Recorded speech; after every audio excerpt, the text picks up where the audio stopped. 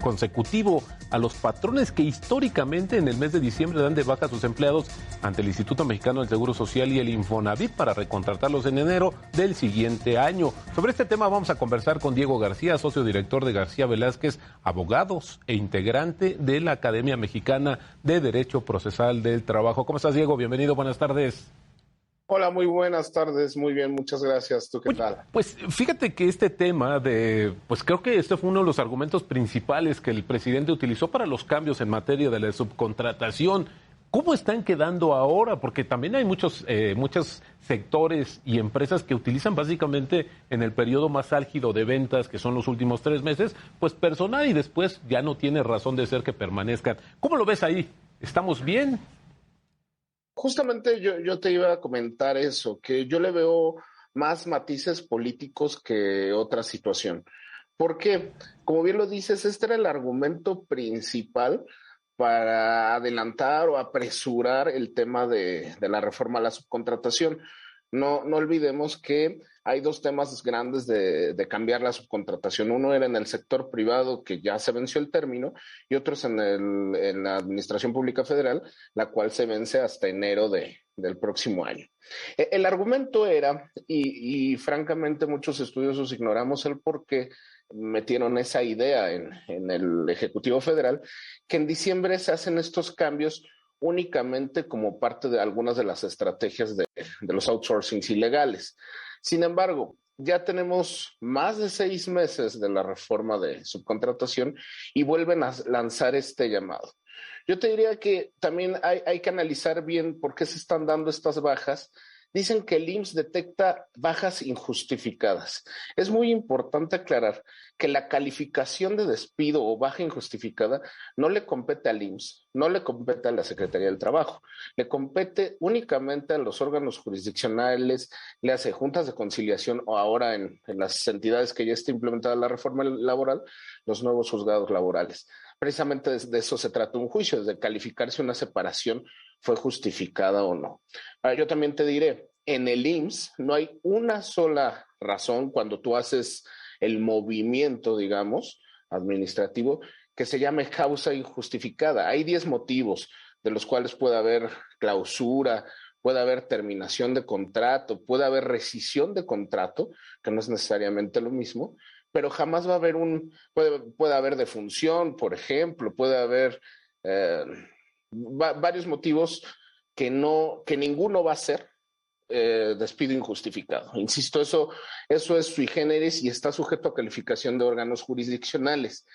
Si analizamos el comunicado que lanzaron tripartitamente el IMSS, el Infonavit y la Secretaría del Trabajo, vemos que el último llamado es más bien como hacer denuncias, porque proporcionan los teléfonos de la Procuraduría Federal de la Defensa del Trabajo, proporcionan incluso el teléfono de este registro que bien dices surge de la subcontratación, que es el registro de empresas dedicadas a servicios especializados. Esto yo lo veo más bien como una ampliación inquisidora del padrón de supuestos patrones que hacen esto. El licenciado Salafranca, que es el encargado de esta unidad, había dicho que las inspecciones iban a ser estratégicas, iban a ser dirigidas, no iban a ser aleatorias. Lo que está demostrando este comunicado es que siguen cortos en su padrón de patrones y ellos necesitan saber a dónde dirigir las inspecciones. Sin embargo, dirigirlas por meras denuncias de los trabajadores, ¿en qué sentido? En que tendríamos que analizar por qué se dieron estas bajas.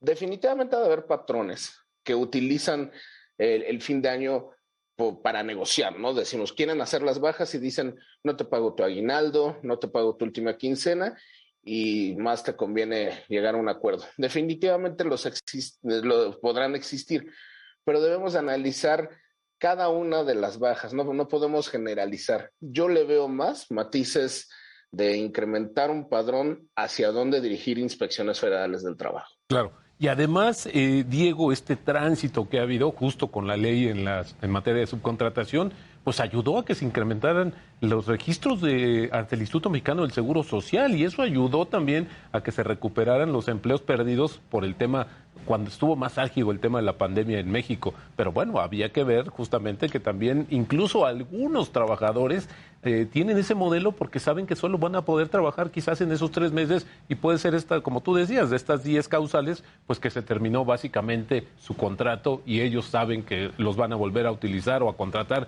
quizás en el siguiente año en esta misma temporada. Creo que ahí es un tema de percepción y no acusar de manera directa porque pareciera, como tú decías, inquisidor volver a culpar a los empresarios, a los patrones de que no han dejado de hacer este tipo de prácticas, cuando en realidad, pues en materia incluso saben que pueden tener una multa, pueden hacerse acreedores una multa importante por no acatar estas reglas. Una última cuestión, Diego, desde tu punto de vista, ¿cómo lo ves en esta? ¿Seguirá siendo un tema que dé también esta cuestión más de una lectura más política que en realidad de los temas laborales actuales de México? Definitivamente. Como te comentaba un poco al principio, no olvidemos también que se viene el término para que el gobierno federal también haga este cambio. O sea, no olvidemos que todavía a principios de año el mayor cliente de la subcontratación era el gobierno federal. Claro que ellos tienen hasta enero para hacerlo. Pudiera ser un método de distracción, porque siempre los culpables son los patronos del apartado B, ¿no? Yo siempre le digo a mis clientes, es que parece que es pecado ser patrón. Entonces, podría tener esa tendencia a distraer un poco el tema, porque ¿quién va a inspeccionar que el gobierno también cumpla con su propio término? Y como bien lo dices, yo creo que lo que tendríamos que estar atacando es el tema de la formalidad. También pueden obedecer todas estas bajas a que, pues sí, el término se amplió a septiembre, ¿no? Pero hubo patrones que no tuvieron el músculo administrativo, el músculo financiero para hacerlo en ese momento y están aprovechando hacerlo en el año, claro, a final de año. Ojo, el hecho de que un trabajador tenga 2 patrones en el año, no importa si gana el salario mínimo, adquiere la obligación de declarar ante la Secretaría de Hacienda y Crédito Público.